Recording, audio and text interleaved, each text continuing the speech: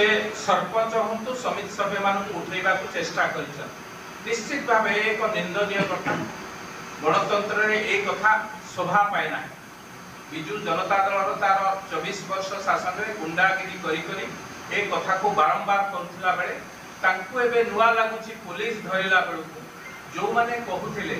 आईन ता बाटे जाऊ आज जेतेबेले पुलिस तांकु धरुची सेतिक बेले विरोधी दल नेता पूर्वतन मुख्यमंत्री नवीन पट्टनायक आईन ता बाटे जाउथिबा कथा कहूथिबा नवीन बाबू गुंडा मानक पई जो माने राति अधरे सरपंच एवं समिति सभ्य को उठेउचंती तांको सपक्ष रे बाहर थिले एवं छत्तीसगढ़ मुख्यमंत्री को पाखो चिठी लिखिथिले तांको अविलंब छड़ा कर दुर्भाग्यर विषय एक मुख्यमंत्री 24 वर्ष काल आईन ता बाटे जीव आईन ता बाटे जीव कहि कि जेतेबेले आईन ता बाटे जीवा पई प्रस्तुत होउची एठी एक नूतन सरकार प्रतिष्ठा हेची जो माने दोष करूचंती जो माने भ्रष्टाचार करूचंती जो माने हत्या करूचंती अविलंब में तांकु धरा जाउची एवं दंड पई व्यवस्था करा जाउची सेतिक बेले विरोधी दल नेता हिसाब रे जो माने गुंडागिरी करचंती तांकु छाड़ीबा पई अन्य राज्यर मुख्यमंत्री को पई चिठी लिखुचंती एक दुर्भाग्यजनक अंकर एड्रेस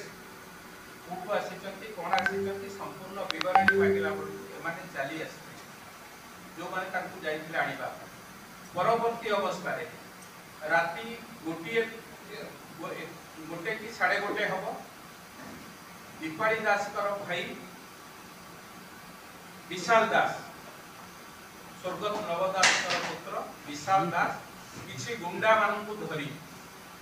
जोर जबरदस्त से होटल को भांगी चंती ता चाबी भांगी चंती होटल को भांगी जोर जबरदस्त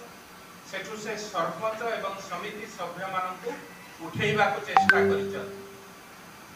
जेहेतु राज्य बाहर रखे सेठाकार स्थानीय पुलिस निश्चित भावे राति 1:30 बेले जेतेबेले घटना घटिची होटल वाला खबर देछि पुलिस आसी अंकु विस्तृत भावे पचरा उच्चारण करिछि एवं एमाने को काहे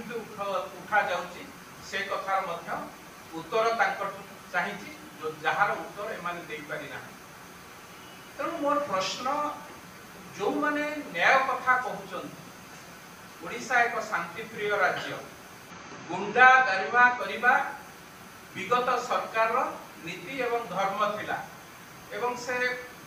गुंडा गरिमा इते बढ़ी गला जे बाहर राज्य रे छत्तीसगढ़ रे मध्य जाई कि गुंडा गिरी करिबा